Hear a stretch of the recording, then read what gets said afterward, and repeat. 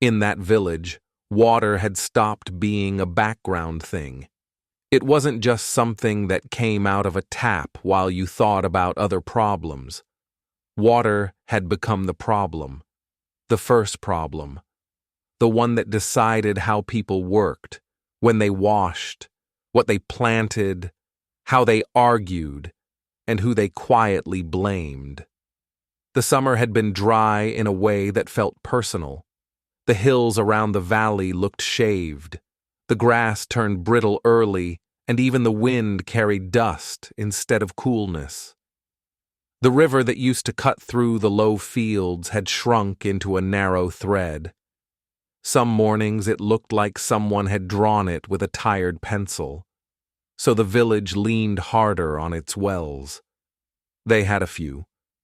Old stone ones, cracked concrete ones, a newer drilled well near the square with a metal pump house and a lock.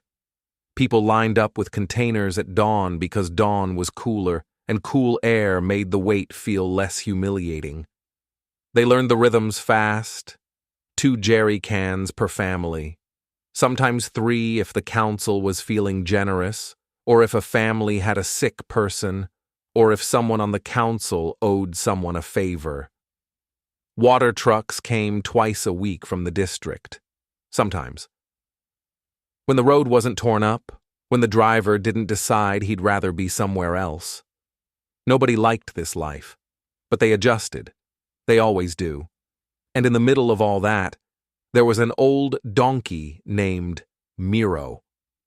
Miro belonged to a man called Vasil, a thin, stubborn farmer with a sunburn that never fully faded.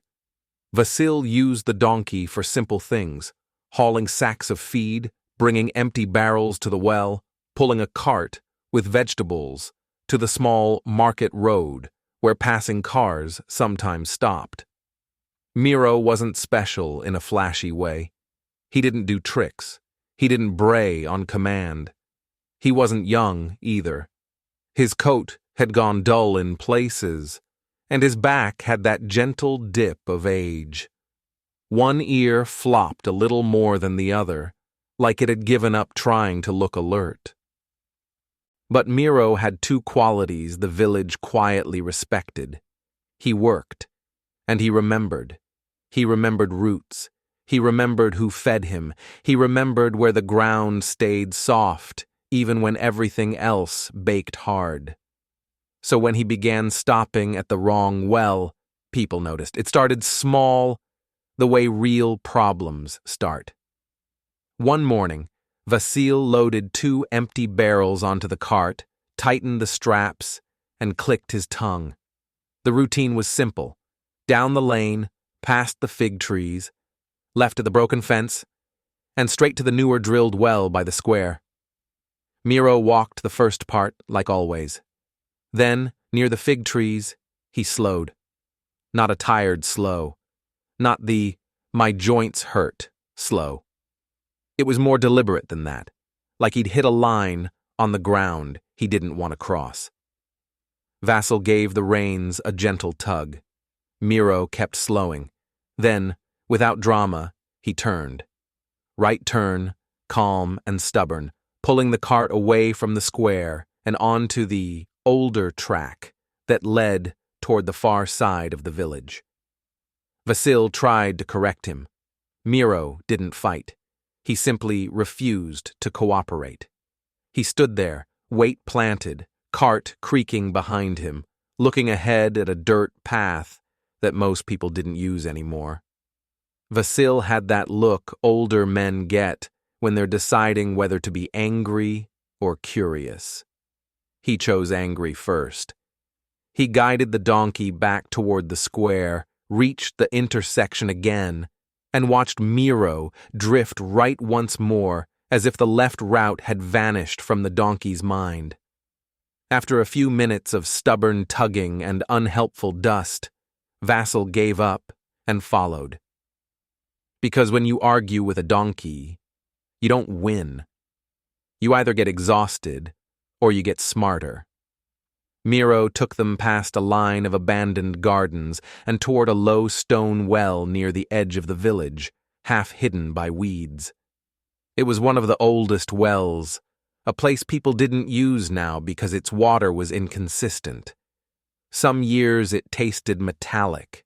Some years it ran low. And lately, in drought, people assumed it was useless. Miro walked straight to it, lowered his head, and sniffed the stone rim. Then he did something that made Vasil pause. He brayed once, sharp and impatient, and pawed the ground. It wasn't random noise. It was the donkey version of pointing. Vasil leaned over and looked into the well. There was water.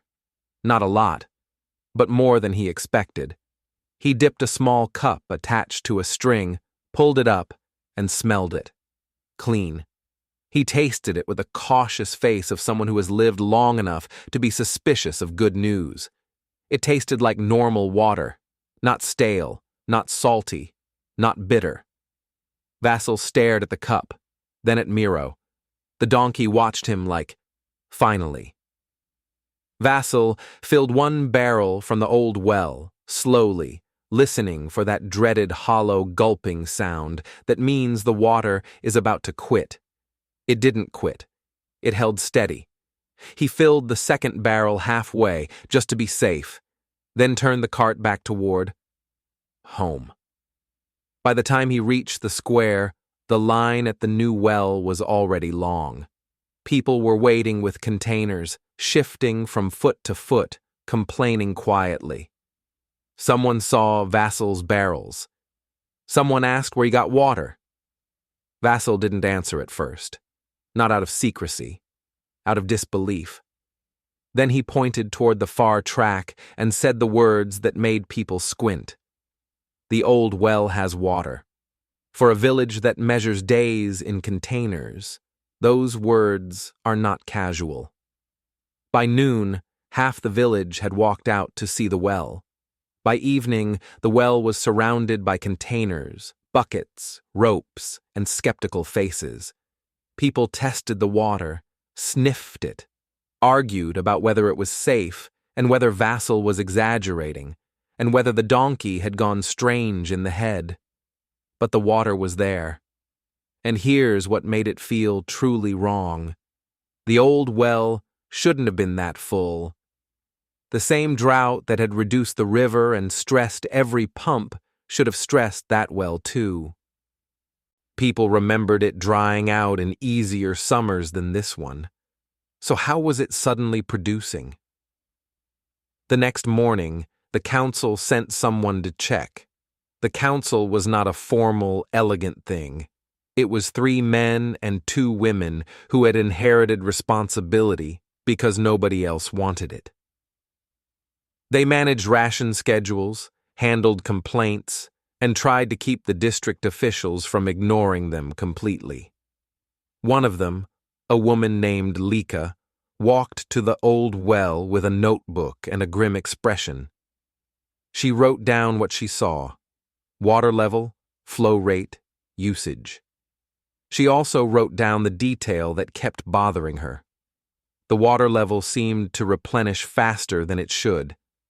People drew from it all morning, and yet the surface didn't fall the way it normally would. It dipped a little, then rose again as if it were being fed. Fed from where? Lika did what practical people do when the world doesn't match the story.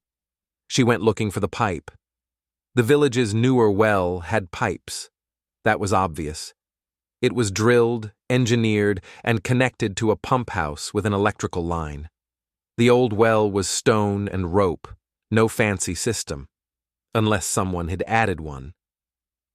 Lika walked the ground, around the old well, eyes scanning for unnatural lines, disturbed soil, odd vegetation patterns. Drought makes some things easier to spot. Dry earth shows scars.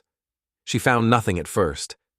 Then she noticed something strange in a ditch nearby.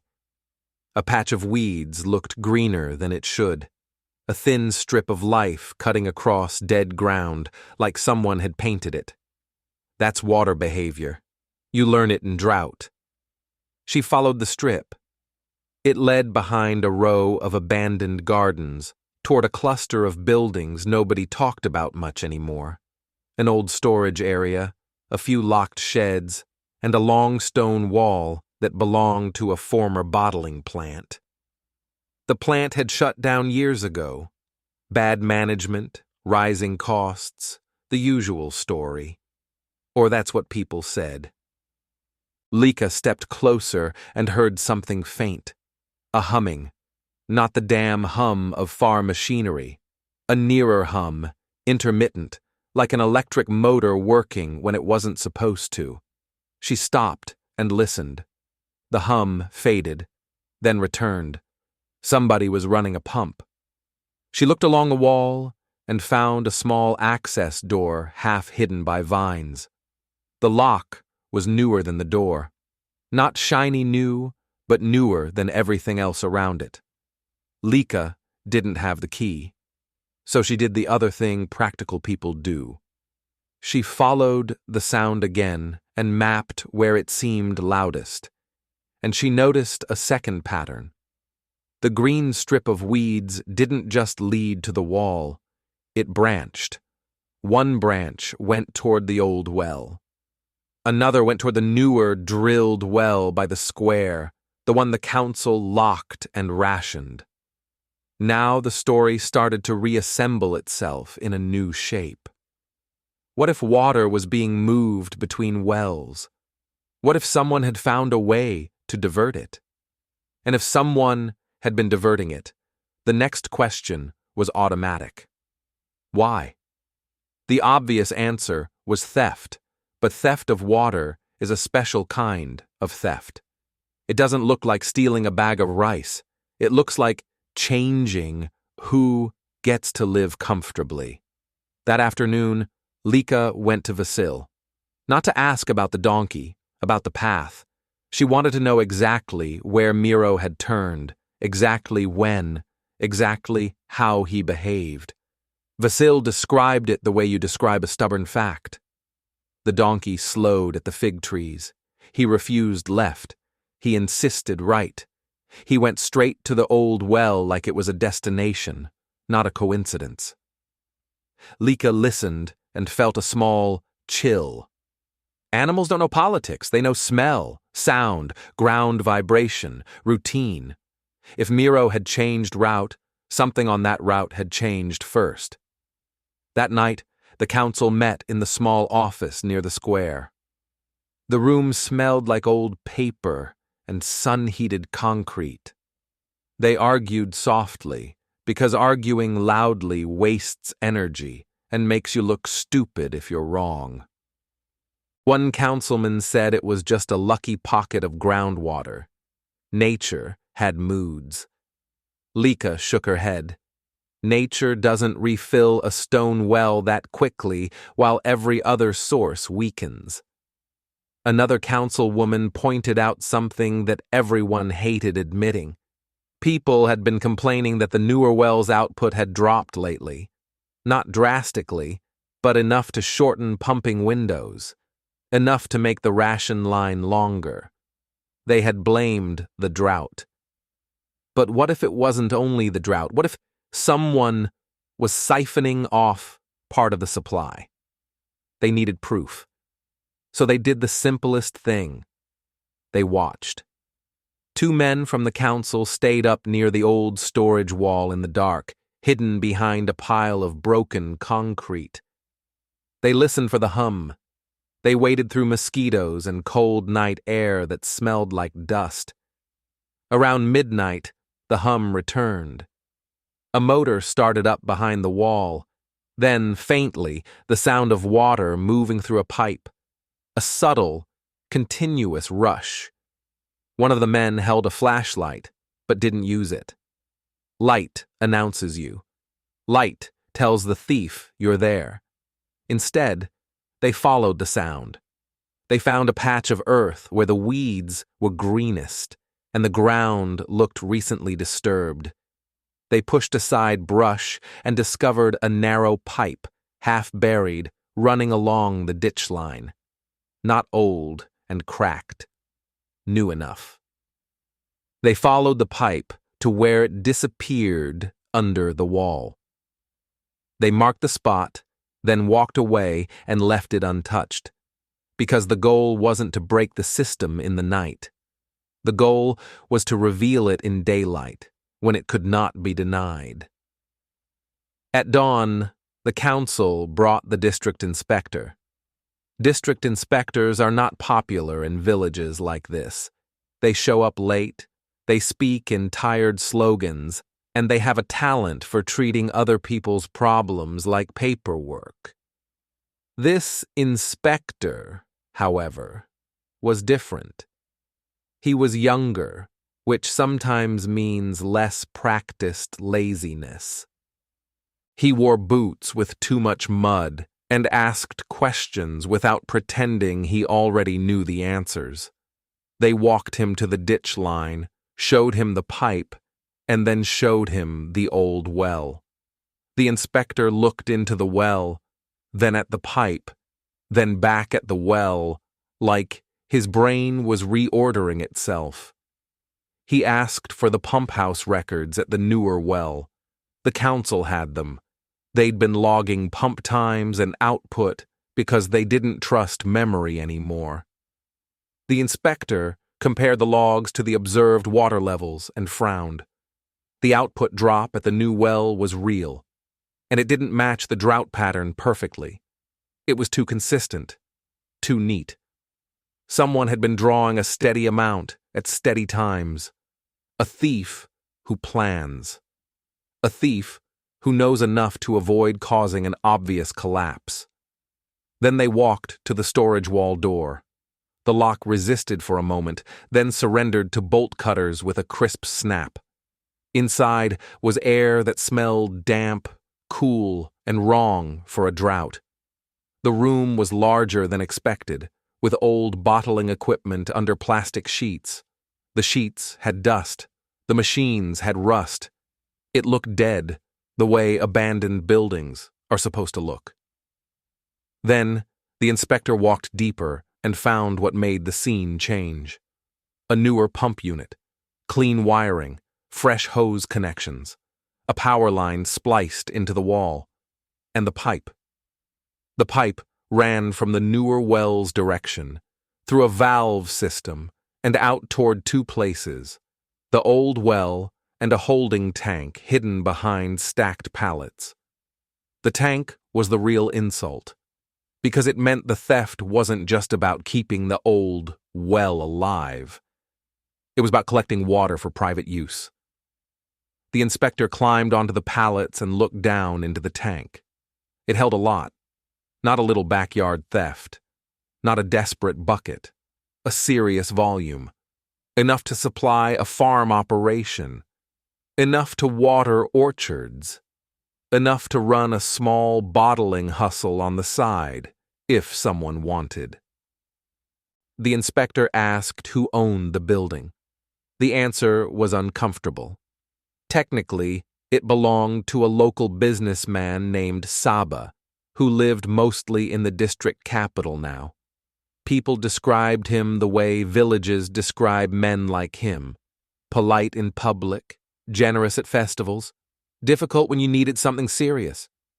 Saba had also been the one who helped fund some upgrades to the village well years earlier.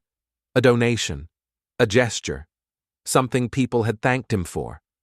Now, the donation looked like a key. The council didn't panic. They did something more dangerous to people like Saba. They documented. Photos of the pump, photos of the spliced line, records of output logs, video of the holding tank. The inspector sealed the room and contacted the district office. A formal investigation began, the kind that comes with paperwork, phone calls, and the slow turning gears of bureaucracy. And this is where the story might have ended in a neat moral. But villages don't do neat. Because by afternoon, word reached Saba. and by early evening a truck was spotted on the road near the storage wall. Luke Harlan, the ranger, happened to be nearby for an unrelated issue. Somebody's goat herd had wandered onto private land, irony thick enough to chew.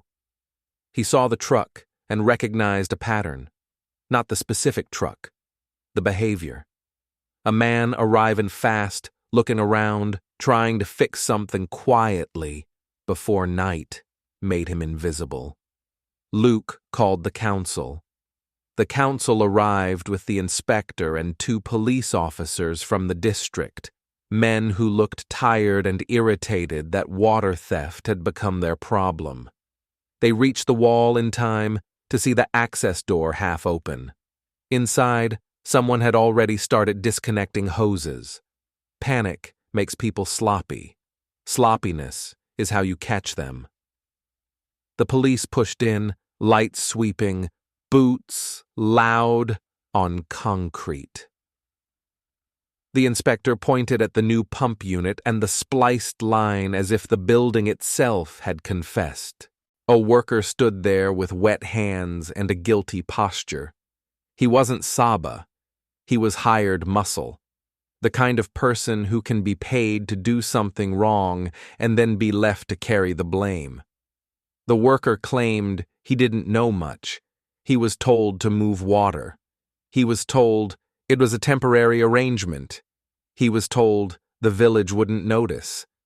That last part was the closest thing to a joke anyone heard that day, because the village had noticed. And they had noticed because of an old donkey. In the following weeks, the investigation expanded. It turned out the scheme had been running for months, maybe longer. The pump drew from the newer well during off hours, routed water through the old pipe channel, kept the old well looking alive as a disguise, and filled the holding tank for private use. It was clever in a low, ugly way. Keep the village focused on ration lines and drought. Let them blame nature. Quietly, take the extra. When the district office froze the operation and seized equipment, the immediate effect was visible. The new well's output improved. Not magically, not like rain had fallen, but enough to loosen the ration schedule. Enough to shorten the line. Enough that people stopped waking up as early just to stand with containers in the cold. The old well, without the artificial feed, began dropping again. It didn't die immediately, but it returned to its natural moodiness. That fact alone proved everything. For the village, the truth was bitter and oddly relieving at the same time. Bitter, because someone had been stealing what they were sacrificing to conserve. Relieving, because the suffering had not been entirely inevitable. A portion of it had been caused by human greed, which meant it could be stopped. And it had been stopped. As for Miro, the donkey didn't become famous in any official way. Nobody built a statue. Nobody wrote a newspaper article about an animal with good instincts.